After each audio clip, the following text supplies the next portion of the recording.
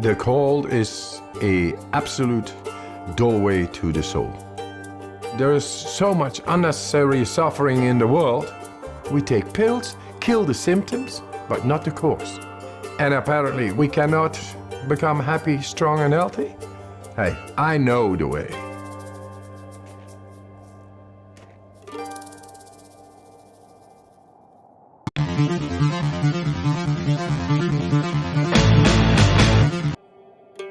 The cold is merciless, righteous. It brings you direct in the depth of yourself. You're not thinking. Your emotions stop. You are just surviving.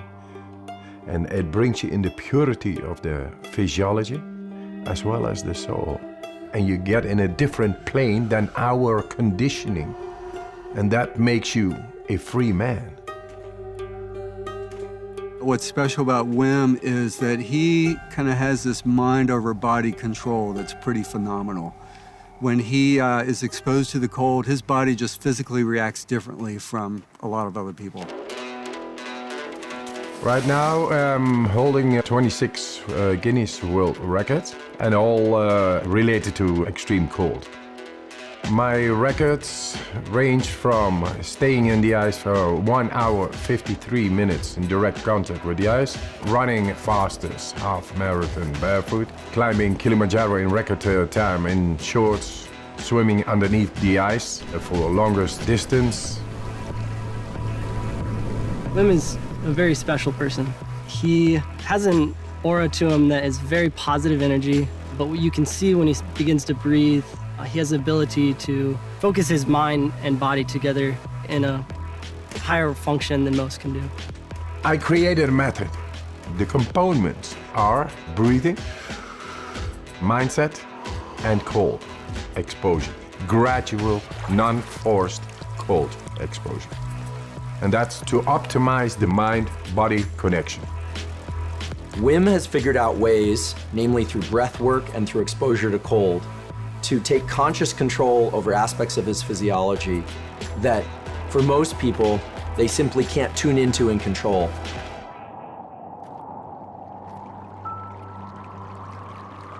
The cold, my warm friend, it brings about a whole lot of more energy, and that together with breathing makes you so powerful.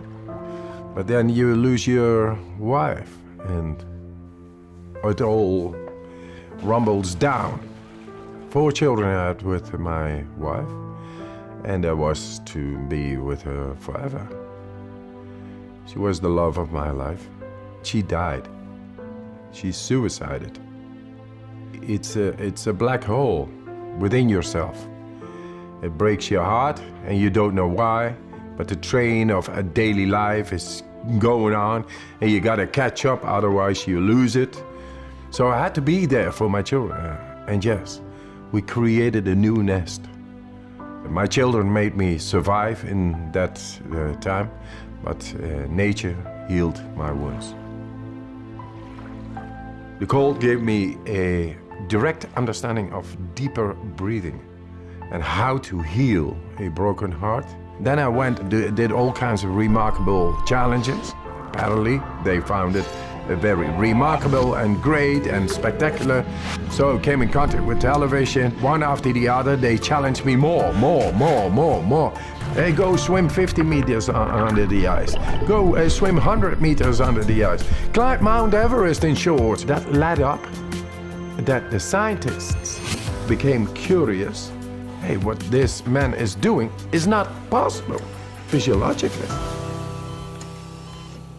The science of what Wim Hof method does is one of the primary interests of my lab now, because it is so powerful and it's been shown to be powerful in the immune system, and we believe it will also hold some real potential for treatment of neurologic diseases. And this breathing technique brings you right into the deepest part of our physiology. Anybody can do it. So you become the alchemist of your own chemistry. Let's do this. Just breathe in. And let it go. Fully in. We become alkaline. More oxygen is getting in toward all cells. Then the alkalinity makes the chemistry right in our body. Then we are able to take a last inhale after 30, 35 of these breaths. Deeply in, letting go, and you stop.